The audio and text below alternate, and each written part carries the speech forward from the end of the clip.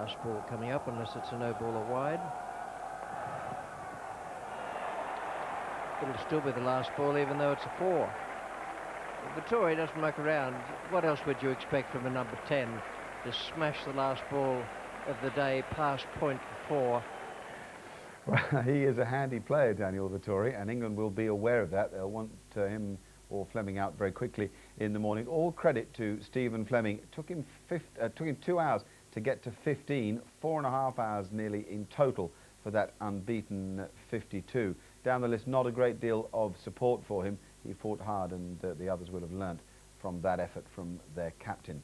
The England bowlers, 2 for Caddick. He was outstanding. 28 overs, 2 for 36. Support there from Mullally. Wayward at times, but he picked up 2 key wickets. A wicket for Ed Giddings, 2 for Philip Tufnell, and 1-2 for Ronnie Irani. Quite interesting to look at that fall of wickets table. Just 1 in the morning session, and that clutch of wickets throughout the afternoon. That was when England really had their tails up. There was a team huddle when they came out after lunch. Whatever advice they had from the captain, Nazar Hussain, it worked mighty well. And then the 2 wickets after tea.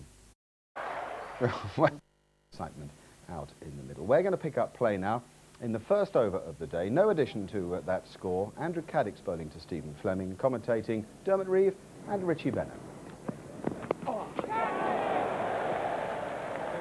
That's painful. Stephen Fleming, the New Zealand captain, has taken a nasty blow. It's good and it's quick. Struck him on the left shoulder. Catch him, Dave! He didn't play that badly, considering the pain he must be in and the lack of movement in his left arm.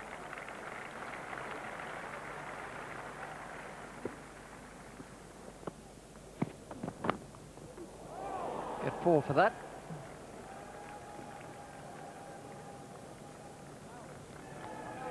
Well, some days you might go through the first hour without anything happening.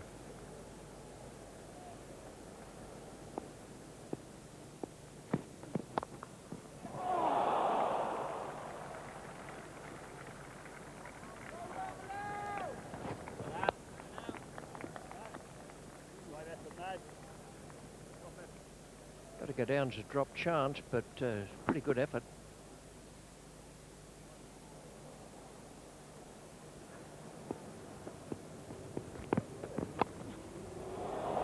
Four more.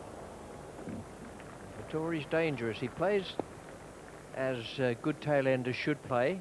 He's got a good defence, quite prepared to attack. He's got 2 that have flown through that area already.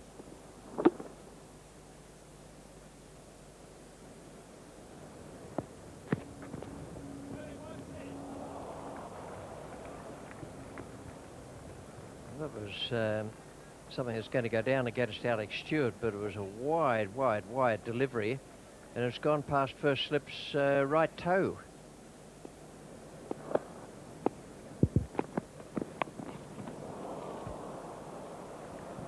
Well, if you're trying to find some way around the strengthening of the field in the slip and gully area, that's the way to do it.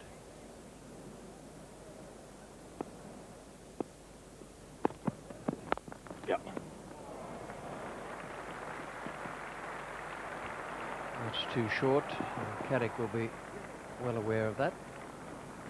3 to VETTORI.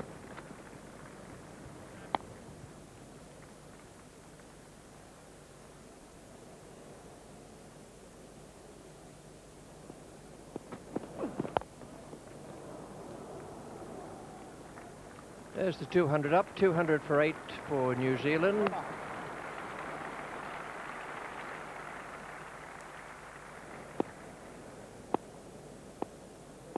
Reckon that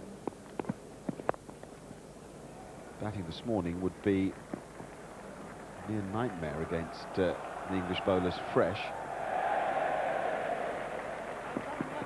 They would definitely have bought a total of 200, so they'll be pleased to have got past it now. They've had their fortune.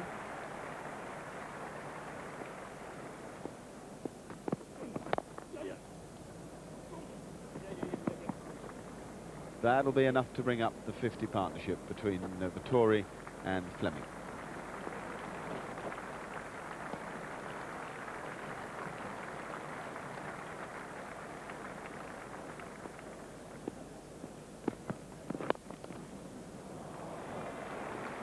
That's a cracking stroke. He's just played a little turn of the wrists of his legs. He's timed it to perfection.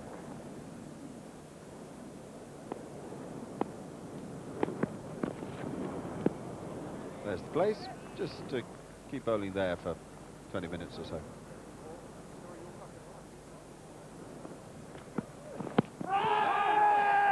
Far away, may just have gone on a missed leg stump. George Sharp has turned down some really good appeals from Caddick and Mullally.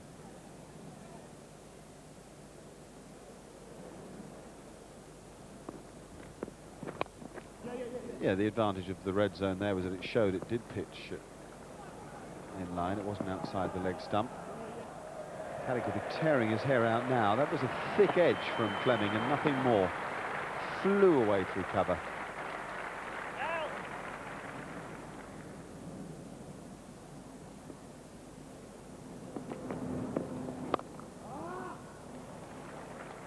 Fine stroke.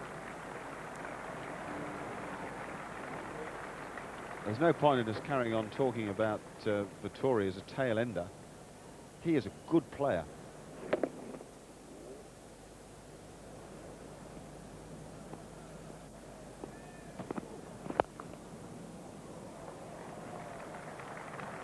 Dismissive.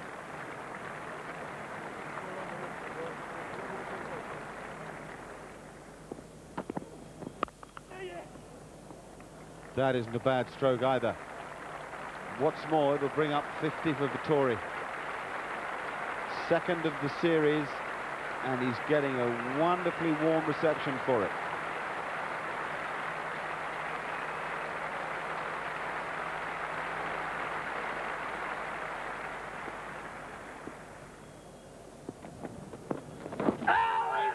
Yeah, out. Tuckle's done it. Vettori hitting across the ball. It just seemed to hurry onto him a touch. Much needed breakthrough for England. Went on with the arm.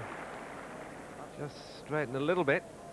And umpire and Katragavan had no hesitation. New Zealand 235 for 9 now. Shane O'Connor in his 8th Test match. And he's fixed him all right. First up, beautifully bowled. Lack of judgment there from Shane O'Connor. And Caddick gets some reward at last this morning. It's been a frustrating time for him and for England. So now the job has been done. And quite deservedly, it was Andrew Caddick who did it. Fleming ended unbeaten with 66. A really good effort from New Zealand's captain, particularly after that blow to his shoulder at the start of play. And Vettori with 51 confirmed all the promise he has. It's not just with the ball. He's an exciting player down the order who plays his strokes, and everybody who watches him thoroughly enjoys him. Caddick 3 for 66, Alan Mullally 2 for 34, Giddings 1 for 41, Phil Tufnell with 3 for 39, and Ronnie Irani with 1 for 38. Now all of this left 45 minutes of play before lunch, and a very nervous Darren Maddy. He was the 11th opening partner for Michael Atherton since he began his Test match career in 1989. Well, Maddy did well. He got off the mark with this single, just pushed wide of mid-on, sort of given him pleasure and gave the crowd a certain pleasure as well. He got a big cheer for that. You'd think he'd have gone to 50. Everybody keen for a young English player to do well. Then this splendid straight drive. That is a trademark stroke from Maddy. It's the stroke that has attracted the selectors, hitting the ball away down the ground, back past the bowler. And very soon he struck it to the boundary as well. Here he is on strike to O'Connor, and a cover drive with good footwork. And I thought, in particular, it was Maddy's footwork against the quick bowlers that impressed in that short period before lunch.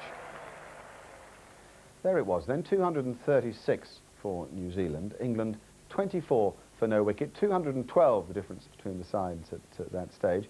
And England looking pretty good. We'll take a short... England going well in their reply, 24 for no wicket. We're going to pick up play now with no runs added to that score. Commentating are Ian Smith and Richie Benner. And here's Daniel Vettori bowling to Darren Maddy. And that's why he's on. Nice, Dan. A little bit of turn. Previous 4 deliveries just angled in with the arm. This one straightened. It did not miss the bat by much at all.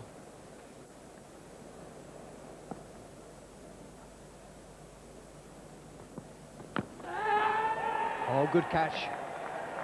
Fleming. Very well caught. For a moment, I thought the keeper was going to go across in front to take that catch off the outside edge from Atherton. Dion Nash has struck. Huge breakthrough. This is a great catch. This is taken by a man who really got a painful blow on that shoulder this morning. His mobility may or may not have been too good. It was brilliant on that occasion. Atherton goes, big breakthrough, 25 for 1. England's captain comes out to the centre now to take the place of the former captain.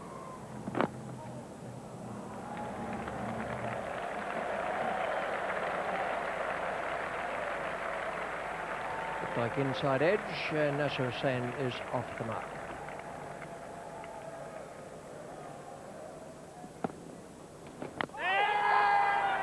Well, it's one of the best pieces of bowling you will ever see. He's gone past the outside edge the previous ball with a lovely spinning flighted delivery that's bounced, and then he's given Maddy something he hasn't seen before, the arm ball that has come faster and has just flicked the stump.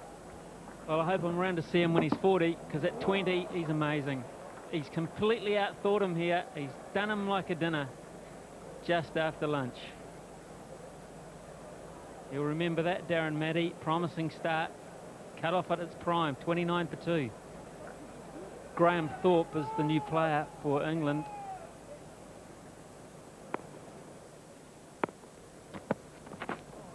A beauty, and it's 29 for 2.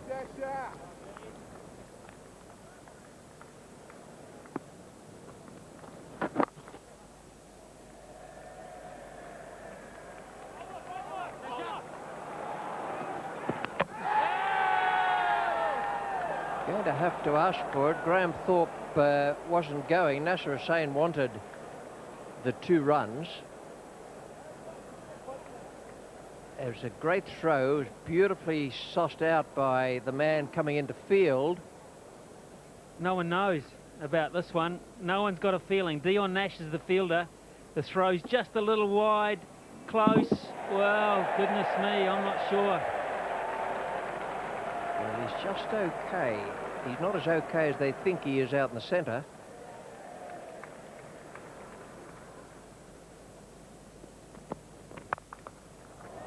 That'll do.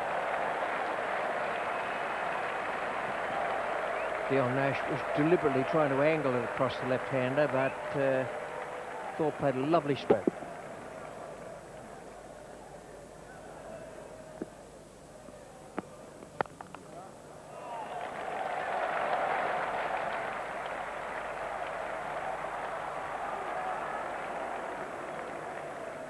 Crowd are having a ball.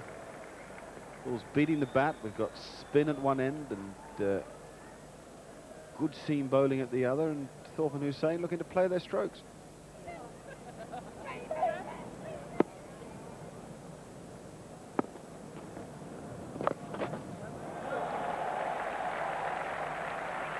And that stroke is well controlled.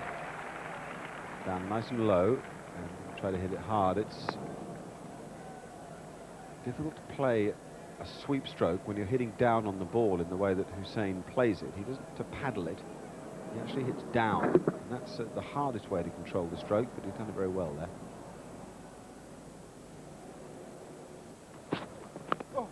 Ah, yes. Top-class stuff from New Zealand. Stephen Fleming has orchestrated it, and it's been worked out very well by Chris Cairns. That was the plan? to pitch him outside off stump, middle stump, hit the middle stump, going across to him. And when it was too easy for Stephen Fleming, he is one of the best fielders in the world. Graham Thorpe scores for 10, and England are 46 for 3. Here's Alex Stewart on his home turf. His father is president of the Surrey County Cricket Club, and he will be watching with his fingers crossed. Well, I think it's fair to say that Chris Cairns has got the measure of Graham Thorpe. This is the slower ball that defeated him at Lord's. But what I've brought up for you now is a split screen of the first innings at Lord's. And on the right, well, that was here at the Oval minutes ago. Very similar deliveries. Caught Thorpe on the crease a little bit. Both catches in the slips. And he's got the measure of him. And you can see he enjoys getting him out too.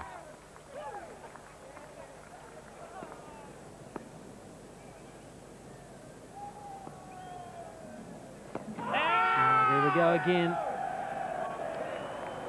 The arm ball.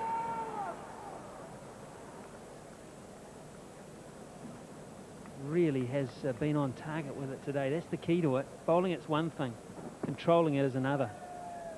Causing a lot of problems to a lot of people.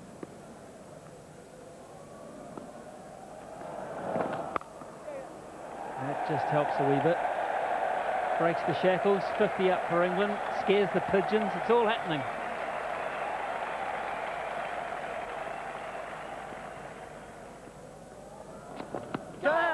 Beautifully bowled. Well, this is a treat. If you like spin bowling, if you like cricket, I guess it's a treat as well. Turn and bounce and spit.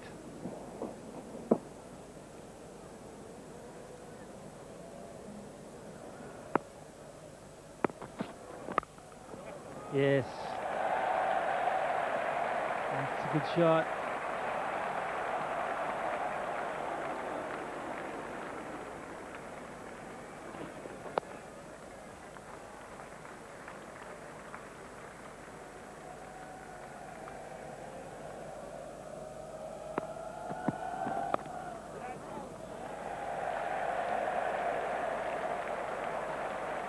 A little unlucky there.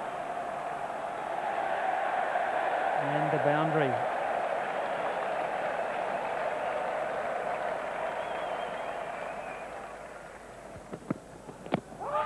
Well, a big shout here. This ball's angling back in.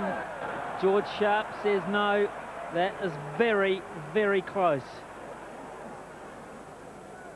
Yeah, George Sharp has to work out exactly where it hits him. If it hits him in line or outside the line. Well, that to me has hit him in the line of off stump, going on to hit middle.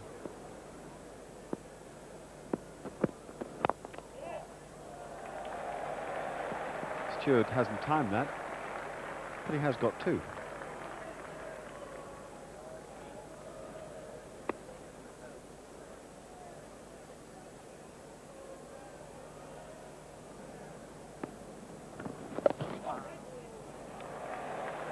Got that away fine enough to be worth probably three. Three it is.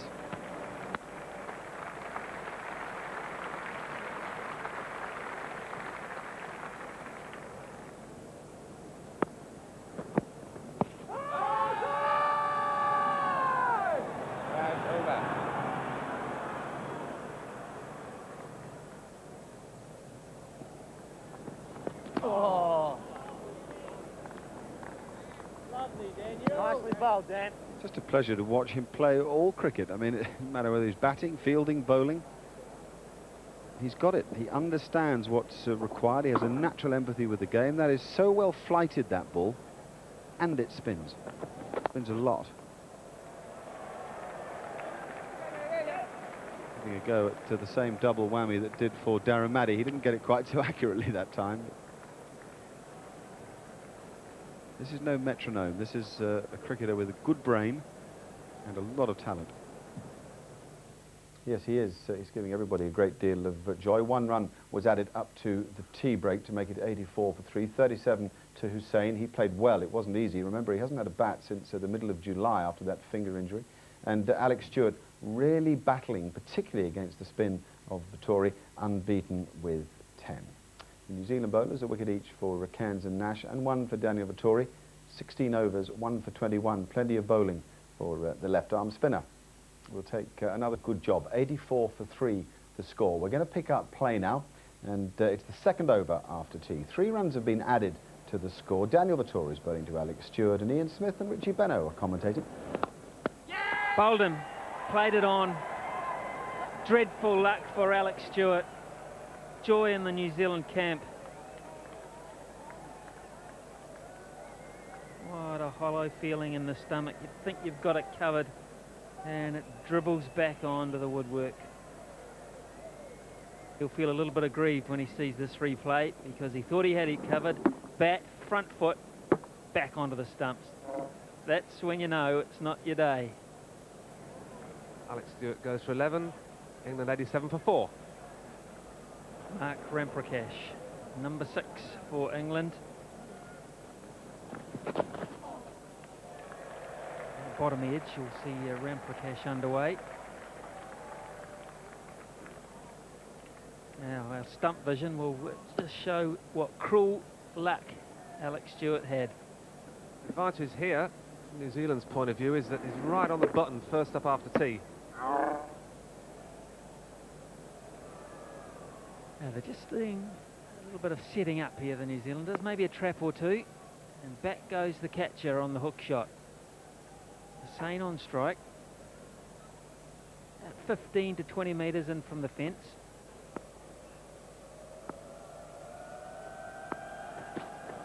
There she goes, and he's going to go. He's gone! Can you believe it? Can you believe it? They could not have painted the picture clearer for the England captain, and he's fallen for it. Unbelievable. The England captain has fallen on that occasion. And it's bounced big on him. We would have thought that he'd got it a little bit straighter of the fielder at backward square. But no, it's gone straight down his throat. England are in a bit of trouble now, 91 for 5.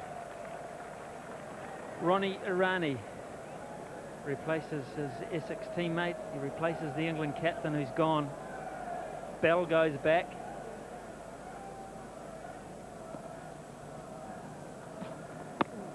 Well, big shout here. He's given him. George Sharp says that's out.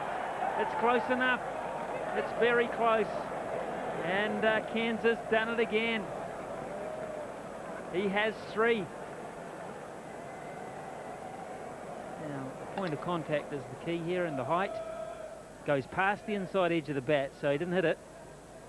Might have hit him outside the line of off stump by the look at that, so he may be a little bit upset with reason. England now really in dire trouble at 94 for 6. Here comes Cairns to Andrew Caddick. Well, there's a mix-up here. There's trouble in the camp, and Ramprakash gets back, but it's all going dreadfully wrong for England at the moment. Now, Irani left the oval.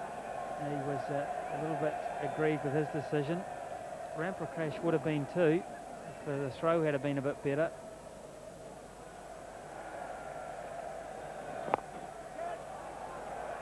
Well, it's a question of can the fielder get there? Well, he did very well to make it with his hands. It was a great effort. He was unsighted for a start, didn't pick it up until the ball was well in the air, and then made great strides. Well, the sweep's a dangerous shot when there's bounce in the wicket, and Ramprakash has got the top edge. Dion Nash sprinted round from mid-on. He got there in the end, both hands to it.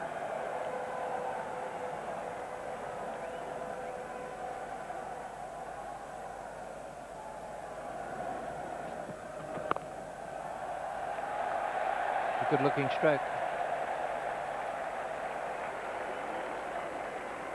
That side of the ground is still very slow. It was for the New Zealanders this morning as well.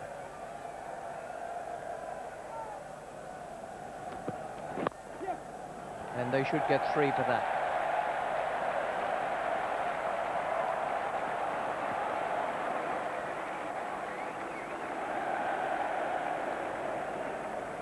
106 for 6. This is going to prove a real test for Mark Ramprakash. I get the feeling he wants to try and dominate.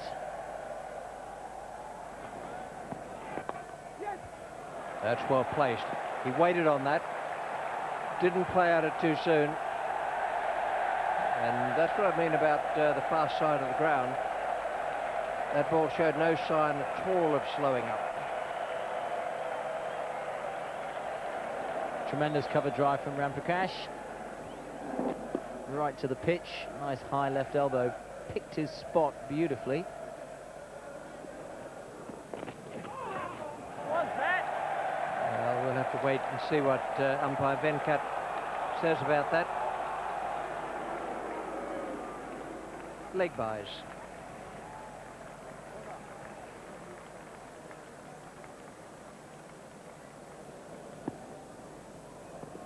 Catch it, John, catch it. But with this lush outfield at the Oval, it's really helping look after the condition of the ball. There's a lot of spit and polish going on.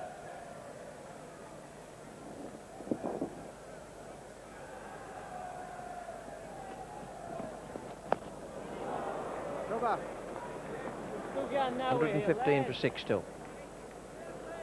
Andy Caddick plays this shot pretty well, and he's not going to find it easy today on this pitch with a bit of bounce.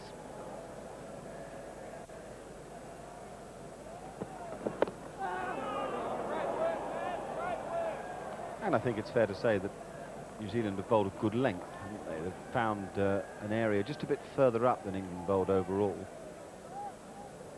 Much fuller length than England did yesterday morning. You can see this is such a difficult length for a batsman, not knowing either he's going to play on a back foot or a front foot.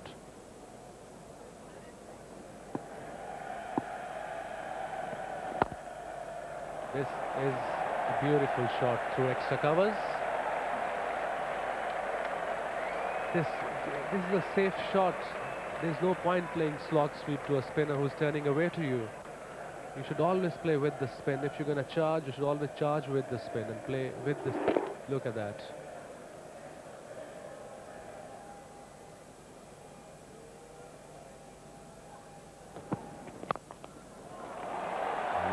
Regal just stood up like any great player of the past would have done and eased it down the ground. That's the best of Mark Ramprakash.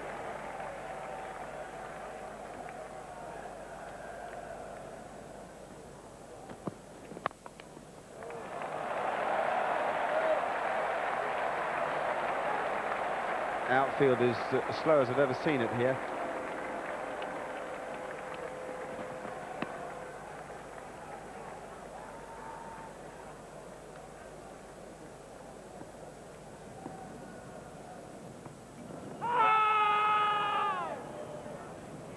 Just pitched outside off stump. The umpiring has been tremendously good in this test match.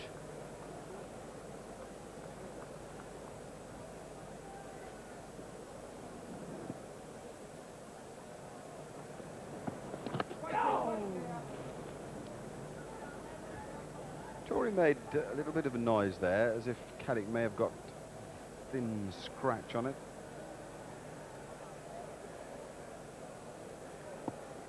It's very difficult, it looks like, to pick his quicker one. You can see that was a quicker ball. Just clipped his bats.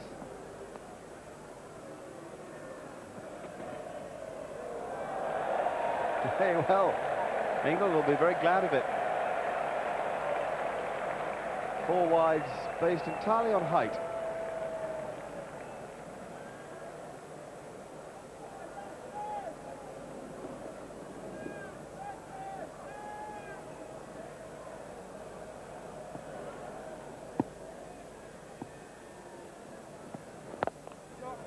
Caddick goes down the ground, and very solidly too.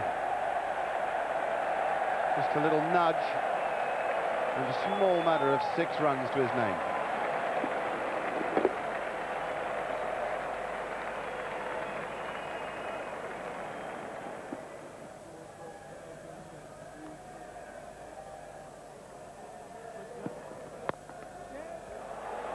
not bad either.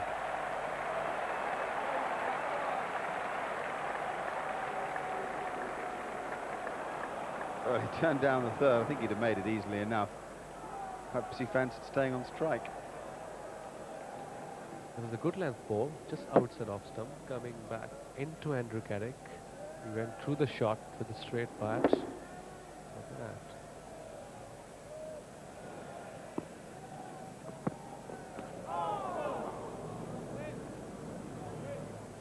It's lovely bowling.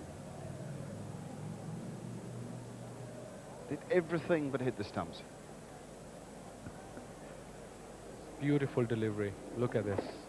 It's like an off spinner.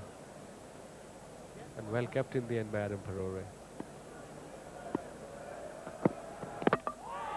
No doubt at all about that one. I don't know about setting him up, but he certainly removed him in comprehensive fashion. Lovely in-swinging Yorker, so it might have hit the base of the leg stump from here. He's no Steve Waugh, Andy Caddick, but I tell you what, this is almost the identical delivery. Look at the late swing. Set him up and got it to come back through the gate. May have been inside edge that helped it on its way to leg stump. A beautiful piece of bowling. Caddick, not for the first time in the series, has fought hard, but he's gone. It's 141 for 7.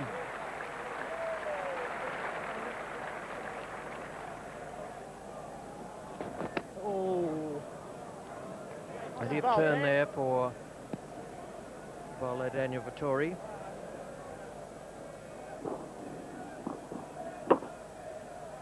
Last over coming up, Shane O'Connor to bowl it. Now they get runs for that. Ramprakash will be happy to take only 2.